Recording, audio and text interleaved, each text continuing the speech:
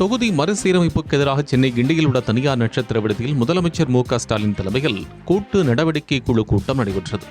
இதில் எதிர்க்கட்சிகளின் ஒற்றுமையை வெளிப்படுத்தும் விதமாக கேரளா, தெலங்கானா, பஞ்சாப் ஆகிய மாநிலங்களின் முதலமைச்சர்களான பினராயி விஜயன், ரேவந்த் ரெட்டி மற்றும் பகவந்த் மான், கர்நாடக துணை முதலமைச்சர் டி.கே. சிவக்குமார் இவர்கள் மட்டுமல்லாது பல்வேறு அரசியல் கட்சிகளின் முக்கிய பிரமுகர்களும் கலந்து கொண்டனர்.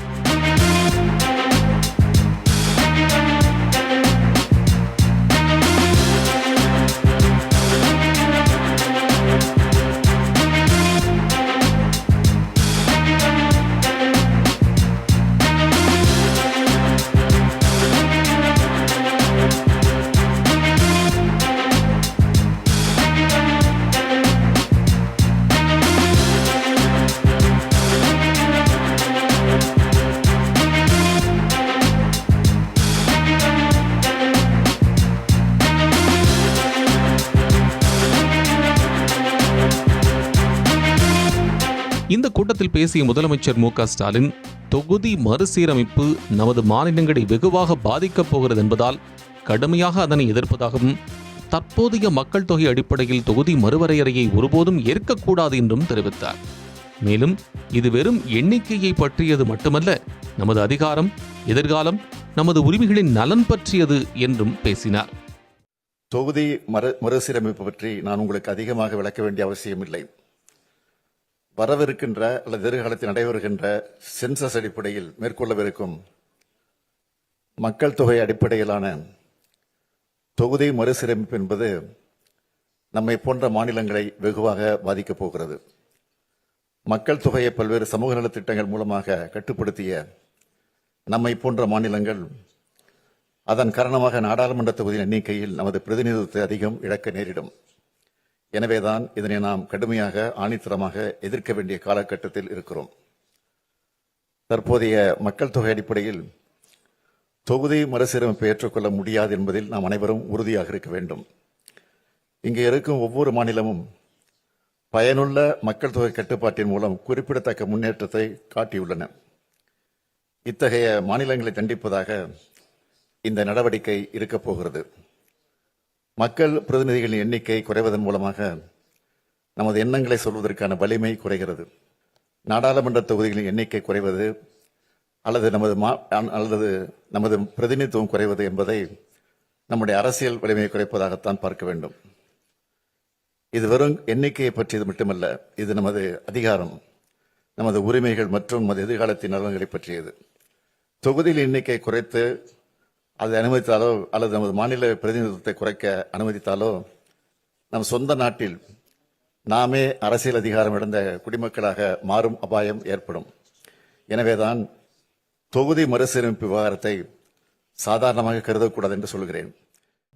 இந்த போராட்டம் நியாயமான தொகுதி மறுசீரமைப்புக்கான போராட்டம் என்று தெரிவித்த முதலமைச்சர் ஸ்டாலின், இந்த குழுவுக்கு நியாயமான தொகுதி மறுசீரமைப்பு கூட்டு நடவடிக்கை குழு என்று பெயரிட்டார்.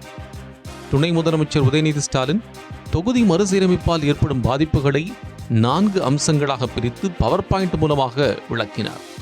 தொடர்ந்து பேசிய அவர், பாஜக ஆளாத மாநிலங்கள் மீதான திட்டமிட்ட தாக்குதல் தான் தொகுதி மறுசீரமைப்பு என்றும், இதன் மூலமாக தென்னிந்தியாவில் உள்ள தொகுதிகளின் எண்ணிக்கை 30% 20% குறையும் என்றும் கூறினார். I would like to highlight the 5 important areas in this presentation. The trend in the population growth. Number 2, the history of delimitation exercises. Number 3, the possible delimitation scenarios. Number 4, the impact on states like us. And number 5, the why we need to join hands right now. இக்கூட்டத்தில் பேசிய கேரள முதலமைச்சர் பினராயி விஜயன், தொகுதி மறுவரையறை என்பது எண்ணிக்கை மட்டுமல்ல, இந்தியாவின் ஆன்மாவான கூட்டாட்சி சம்பந்தப்பட்ட விவகாரம் என தெரிவித்தார்.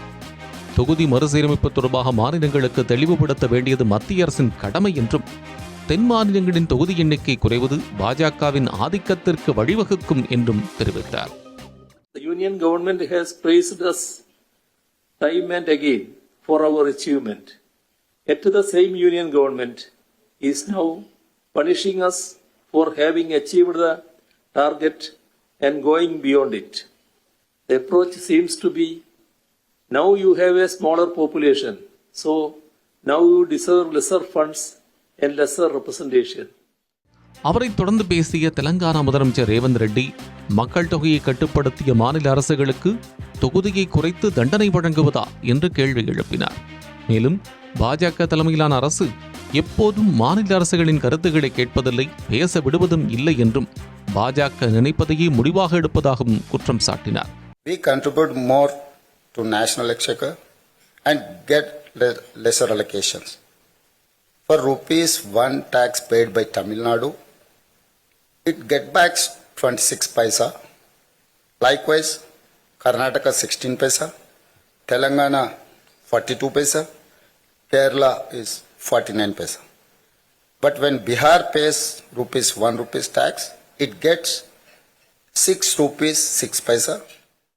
இக்குழு கூட்டத்தில் ஒடிஷா முன்னாள் முதல்வர் நவீன் பட்நாயக் காணொலி மூலம் உரையாற்றினார். நாட்டின் வளர்ச்சிக்காகவே மக்கள் தொகையை கட்டுப்படுத்தியதாகவும், மக்கள் தொகையை கட்டுப்படுத்தியிருக்காவிடில் மக்கள் தொகை அதிகரித்து நாட்டின் வளர்ச்சியை அது பாதித்திருக்கும் என்றும் தெரிவித்தார். தொகுதி மறுசீரமைப்பு தொடர்பான கூட்டு நடவடிக்கை குழு கூட்டத்தில் பங்கேற்ற பஞ்சாப் மாநில முதல்வர் பகவந்த் மான் தமிழக முதலமைச்சர் மு.க.ஸ்டாலின் மேற்கொள்ளும் நடவடிக்கைகளுக்கு முழு ஒத்துழைப்பு தருவதாக தெரிவித்தார். இதனைத் தொடர்ந்து கூட்டத்தில் பங்கேற்ற ஒவ்வொருவரும் தங்கள் கருத்துக்களை பகிர்ந்து கொண்டனர். இறுதியாக தொகுதி மறுவரையறை விவகாரத்தில் 7 மாநில எம்பிக்கள் நாடாளுமன்றத்தில் இணைந்து போராடுவோம் என்றும் தொகுதி மறுசீரமைப்பை 25 ஆண்டுகளுக்கு ஒத்திவைக்க வேண்டும் என்றும் கூட்டத்தில் தீர்மானம் நிறைவேற்றப்பட்டது. மேலும் தொகுதி மறுசீரமைப்பு கூட்டு நடவடிக்கை குழுவின் அடுத்த கூட்டம் ஐதராபாத்தில் நடைபெறும் என்றும் அறிவிக்கப்பட்டது. இந்த நிலையில் கூட்டுக்குழு கூட்டத்தில் மாநில அரசுகள் எடுத்துள்ள முடிவை கருத்தில் கொண்டு 2001ஆம் ஆண்டு நடந்ததைப் போல இந்த தொகுதி மறுசீரமைப்பை மத்திய அரசு ஒத்திவைக்குமா அல்லது அதனை நிறைவேற்றுமா என்பதை பொறுத்திருந்துதான் பார்க்க வேண்டும்.